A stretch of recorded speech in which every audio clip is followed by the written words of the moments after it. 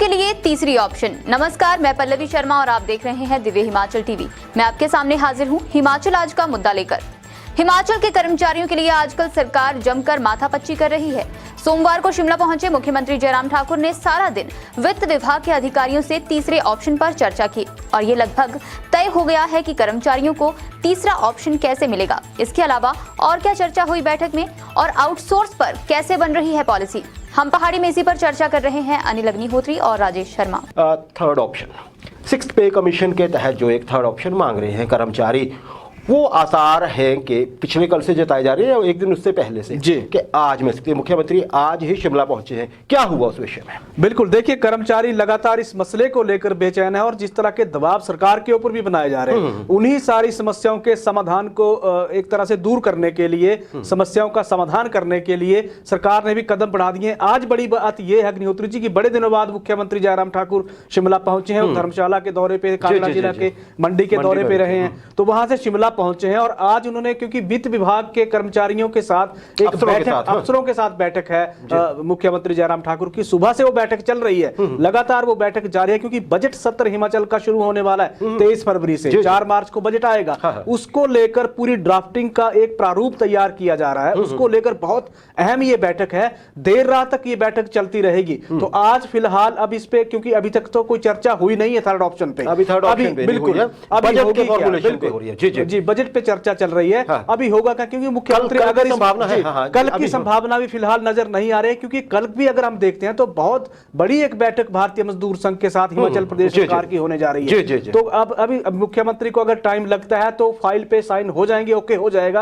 Otherwise क्योंकि रात को भी ये बैठक, डिनर तक ये बैठक चलेगी, तो कयास यही है कि अभी फिलहाल इस पे आज कुछ हुआ नहीं है, अभी हुआ नहीं है, लेकिन पीटरहॉफ में बिल्कुल चल रही है। तो शायद फॉर्मेलिटी यही है कि सीएम साहब के साइन होने बीच में वक्त लगा, तो होता है आज ये हो जाए। अगर आज हो जाता है तो हम बता देंगे, अदरवाइज जब भी होगा तो ये आपको हम तुरंत दिव्य हिमाचल टीवी के माध्यम से बताएंगे, पर ये होना है, ये पक्का है। राजेश, अगर मैं अब दूसरी बात करूं जी, तो मंत्रिमंडल की जो बैठक होने जा रही है अभी आगामी दिनों में, उसमें वर्ष 2009 की अधिसूचना जी, उस पे कितने चांसेस हैं? ये चर्चा हो रही है कि उस पे ये मंत्रिमंडल की बैठक में मोहर लग सकती है जी। तो क्या एनपीएस को इतनी सी राहत मिल सकती है, क्या कहेंगे आप? बिल्कुल, देखिए 2009 की जो भारत सरकार की नोटिफिकेशन को हिमाचल में लागू करने की बात मुख्यमंत्री जयराम ठाकुर ने जेसीसी की मीटिंग में की थी अग्निहोत्री जी, तो उन्होंने कहा था कि ये 2000 क्योंकि 3 से ये लागू होनी है व्यवस्था प्रदेश भर में, तो ये उनके ऐलान था, ये उनकी घोषणा थी। ओपीएस को लेकर तमाम कर्मचारियों ने दबाव, एनपीएस कर्मचारियों का दबाव था सरकार के ऊपर कि आप ओपीएस व्यवस्था को या पुरानी पेंशन को बहाल करिए। अब मुख्यमंत्री ने जिस तरह के संकेत दिए हैं उससे तो स्पष्ट हो रहा है कि सरकार चाहती क्या, सरकार करने क्या जा रही है। 2009 की नोटिफिकेशन इसलिए महत्वपूर्ण अब हो जाती है क्योंकि कर्मचारियों को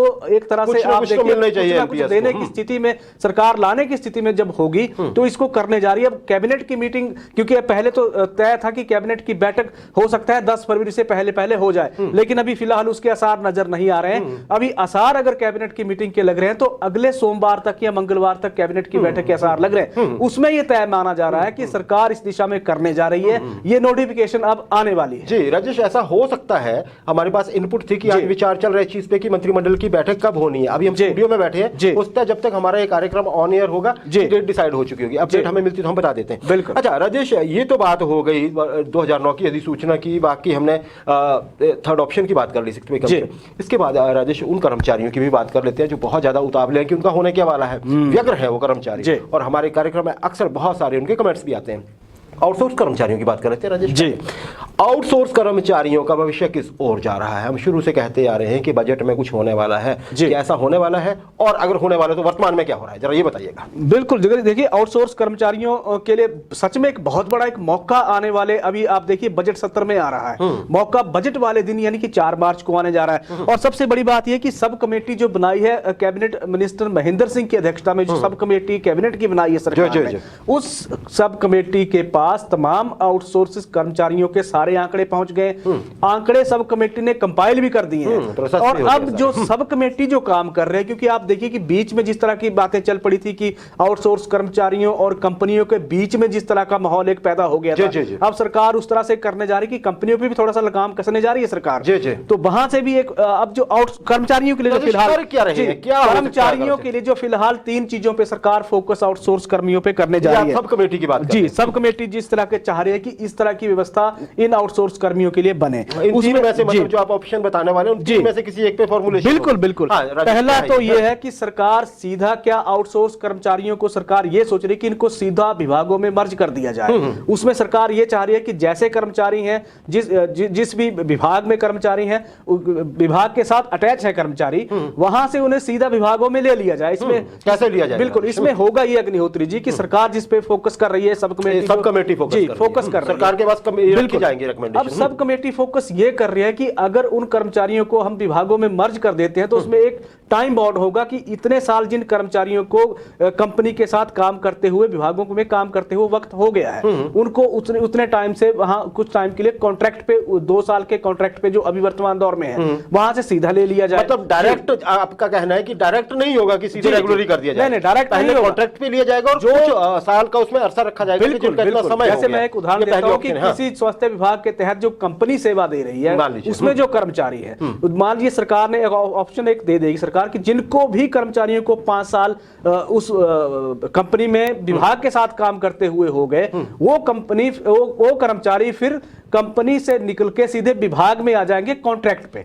2 साल का कॉन्ट्रैक्ट होगा। एक तो फार्मूला इस पे काम किया जा रहा है। इसमें मैं एक और चीज पूछना चाहूंगा कर्मचारियों के लिए, जिसके 5 साल नहीं हुए हैं, मान लीजिए 4 साल हुए, उनका क्या होगा? उनके लिए फिर पॉलिसी एक सेट हो गया अग्निहोत्री, और उनको ये होगा क्या कि 1 साल रुकिए, फिर अगले साल 1 साल रुकिए, अगले साल बिल्कुल। अच्छा, जैसे आपका बिल्कुल, मतलब मैं एक उदाहरण दे रहा हूं, हाइपोथेटिकल है, कितने भी साल डिसाइड करती है कि जैसे जैसे आपका समय होता जाएगा आप कॉन्ट्रैक्ट के माध्यम से विभागों में आते रहेंगे। दूसरा क्या है जी? दूसरा ये है कि सरकार कंपनियों को सीधा आप ये हटाकर एक तो खुद अपने अंडर सभी कर्मचारियों को ले ले। एक तो फैसला ये हो सकता है, भुगतान जैसा पैसा अभी तो जो सरकार जो भुगतान कर रही है, कंपनियों को भुगतान कर रही है, कंपनी कर्मचारियों को पैसा दे रही है। अब सरकार इसमें यह कर सकती है, सब कमेटी का सुझाव इस तरह का सामने आ सकता है जिसमें यह कहा जाएगा, ऑप्शन नंबर 2 हो सकती है। बिल्कुल, ऑप्शन नंबर 2 कि कंपनी को बीच से हटा दीजिए, जो भी पैसा है वो कर्मचारी को सीधे सरकार देगी, जैसे एसएमसी टीचर के उसमें हम देखते हैं जहां जिनको सीधा सरकार पैसा दे रही है। एक दूसरी स्थिति वहां से ये हो सकती है। और तीसरी परिस्थिति जो ये हो सकती है जिसमें जॉब गारंटी दी जा सकती है कर्मचारी को कि आपको कोई हटाएगा नहीं, आपका बिल्कुल आपका पूरा पीएफ भी कटेगा, पूरे बेनिफिट आपको मिलते रहेंगे, आपको सैलरी भी मिलती रहेगी। आप जिस तरह की व्यवस्था बनी है कंपनी के मार्फत ही भले आप काम करते रहेंगे, आपकी जॉब गारंटी सरकार लेगी कि आपको जॉब गारंटी दी जाएगी एक तरह से कि आपको हटा कोई नहीं सकता, क्योंकि लगातार आउटसोर्स कर्मियों पे एक तलवार लटकती रहती है। उनको सरकार कंपनियों को कहा जाता है कि कंपनियां हटा देती हैं कुछ वक्त के बाद, या फिर उनका फंड नहीं करता जैसे अभी भी इनके मामले में उस तरह से 3 चीजों पे सरकार ये सब कमेटी फोकस करने जा रही है, जहां सुझाव सरकार को के सामने रखे जाएंगे और ये जल्दी हो जाएगा राजेश, क्योंकि आपके अनुसार इन तीनों पे बस सिर्फ यही वो होना है, क्योंकि बाकी तो बना बनाया है सारा, बिल्कुल कंपाइल्ड है, सब कुछ कंपाइल्ड है सारी। अब इन तीनों में से किसी एक पे जाना है कमेटी ने, बिल्कुल फाइनल रिकमेंडेशन की जाएगी सरकार की जाएगी। और 4 बार ये लगता है राजेश, और हमारी ये एक तरह से दुआ भी है कि कमेटी ये करे कि ऑप्शन नंबर 1 पे ही जाए। बिल्कुल है ना जी, बिल्कुल 1 पे नहीं आती है तो 2 पे आ जाए। पर चलिए, और लग भी यही रहा है कि 1 या 2 में से कुछ होगा, हालांकि 3rd ऑप्शन बची हुई है, हम अपने दर्शकों को बता देना चाहते हैं। अच्छा राजेश, आप चर्चा कर रहे थे कि कल एक और मीटिंग होने वाली है मुख्यमंत्री साहब की भारतीय मजदूर संघ के साथ। कल भी हमने इसमें चर्चा की थी, अभी आज शायद उस पे भी एक बात हो रही है। क्या है ये? क्या जी देखिए, कल बहुत बड़ी बैठक भारतीय मजदूर संघ के साथ मुख्यमंत्री जयराम ठाकुर की होगी। बैठक शिमला में होगी और इसका प्रारूप तय कर लिया गया है। सचिवालय में बैठक होगी। 36 मांगों का एजेंडा है जिस पे ये बैठक होने जा रही है। और ये इनमें अगर मुख्यतः हम देखें तो 3-4 चीजें हैं जो निकल के सब कर्मचारियों के साथ सभी के साथ जुड़ी हैं। पहला फैसला होगा सभी बोर्ड और निगमों को, क्योंकि भारतीय मजदूर संघ ये पैरवी कर रहा है कि सभी को पेंशन का प्रावधान किया जाए, तो उस पे फैसला कल होने जा रहा है। एचआरटीसी को रोडवेज बेस बनाने की लगातार मजदूर संघ वकालत करता रहता है, उस पर भी संभवतः चर्चा कल होने जा रही है। आउटसोर्स सिस्टम खत्म करने की वकालत की जा रही है, उस पर भी कल बहुत बड़ा फैसला होगा। इसके अलावा आंगनबाड़ी, आशा वर्कर और मिड डे मील कर्मचारियों को लेकर क्योंकि लगातार दबाव बनाया जा रहा है कि आप इनके लिए सेट नॉर्म्स तय करिए क्योंकि इन्हें मिनिमम वेतनमान कम से कम मिले। जो बिल्कुल, और दैनिक भोगियों की भी उन्होंने मांग उठाई कि 18,000 रुपए मिनिमम सैलरी इनको मिलनी चाहिए, उस पर भी कल सरकार फैसला लेने जा रहा है। तो पूरा दिन कल भी बहुत व्यस्त होने वाला है मुख्यमंत्री जयराम ठाकुर। कर्मचारी कल भी उम्मीद रख सकते हैं क्या क्या हो सकता है उनके लिए। प्रदेश अच्छा, और भी तो कर्मचारी हैं, बिल्कुल है ना, हम अक्सर चर्चा करते रहे हैं उनमें, उनके लिए क्या हो रहा है और उनकी ये कौन कौन से वर्ग है, जरा जल्दी से राजेश। बिल्कुल, देखिए देखिए कर्मचारी बहुत एक लंबी फेहरिस्त कर्मचारियों की है, लंबी सूची कर्मचारियों की है जो सरकार से लगातार दबाव सरकार के ऊपर बना रहे हैं कि आप हमारी भी सुध लीजिए, हमारे बारे में भी सोचिए। पंचायत चौकीदारों का वर्ग है, लगातार मांग कर रहा है, पंचायत चौकीदार, पंचायत वेटनरी फार्मासिस्ट या असिस्टेंट है, लगातार सरकार के ऊपर कह रहे हैं कि हमारे 3 साल का कार्यकाल पूरा हो गया है, आपने 2 साल की घोषणा कर रखी है। उनको आईपीएच के पंप ऑपरेटर हैं, लगातार कह रहे हैं कि पंजाब की तरह हमें हमारे बारे में भी तो सोचिए।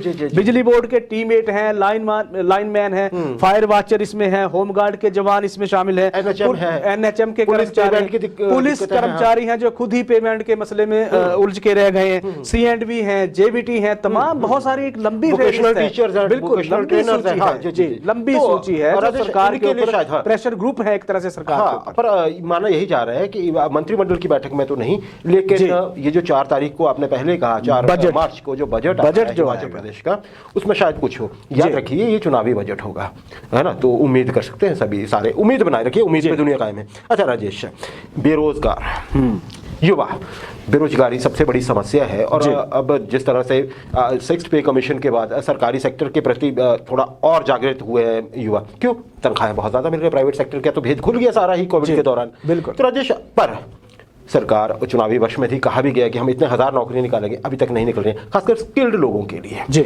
जैसे आप पीडब्ल्यूडी की बात कर लीजिए, जेई सिविल्स वाले लोग बहुत दिनों से युवा वो मुख्यमंत्री तक जाके गुहार लगा चुके हैं, या फिर लाइब्रेरियंस हैं, वो बोलते जेई सिविल वाले बोलते हैं कि जी देखिए आप हमें निकालिए अपने कमीशन बेसिस पे, क्योंकि अदरवाइज अगर आप वैसे जाते हैं बैच वाइज तो बहुत पुराने लोग बैठे हुए हैं ना, तो ये बोलते हैं कि दोनों तरह से निकाले जाए, टीचर्स के लेके जाते हैं। वही बात कह रहे हैं लाइब्रेरियन, वो भी यही कह रहे हैं कि जी आप सिर्फ कमीशन पे मत निकालिए, आप मिक्स करके निकाल दीजिए हमें भी, क्योंकि बहुत पीछे के बैच के लोग अड़े हुए हैं अभी तक, है ना। तो राजेश, ऐसे जैसे भी लोग हैं, इन पे क्या सोच है, क्या लग रहा है कि अब ये जो मंत्रिमंडल की बैठक है इसमें कुछ नौकरियों के बारे में फैसला हो सकता है, क्योंकि बार बार चीजें टल रही हैं। जी, क्या पहली चीज भर्तियां जो है वो सेट नॉर्म्स के तहत हो, बैच वाइज भी हो, कमिशन के माध्यम से भी हो, बराबर दोनों को जो उम्मीद लगा के रखे हैं उनको बराबर मौका मिलना चाहिए। जी, दूसरी चीज जो जितने भी हमारे बेरोजगार नौजवान हैं वो उम्मीद एक तरह से मंत्रिमंडल की हर बैठक से रहती है कि कुछ ना कुछ निकलेगा। अधीर तो हो रहे हैं, धैर्य तो टूट रहा है। बिल्कुल, 2 और 3 मंत्रिमंडल की बैठकें ऐसी निकल गई जहां सीधे तौर पे भर्तियां निकली नहीं है, जहां भी भर्तियां निकली अग्निहोत्री जी वहां या तो दफ्तर प्रमोट हो या नए खुलने की बात हुई है, इसके अलावा बिल्कुल इसके अलावा नहीं निकली। लेकिन कई ऐसे वर्ग हैं हमारे, कई ऐसे साथी हैं जैसे जिन्होंने भी टीजीटी का दिया है, 583 ऐसे आवेदक हैं। आप देखिए टीजीटी का टेस्ट को 4 महीने की फाइनल रिजल्ट हो गया है, 4 महीने की कोड नंबर मुझे याद, अगर मैं ठीक बोल रहा हूं तो 793, 794 और 795, अगर मुझे 583 600 के करीब ये युवा हैं जो 4 महीने से इंतजार कर रहे हैं कि हमें नौकरी दे दीजिए महाराज।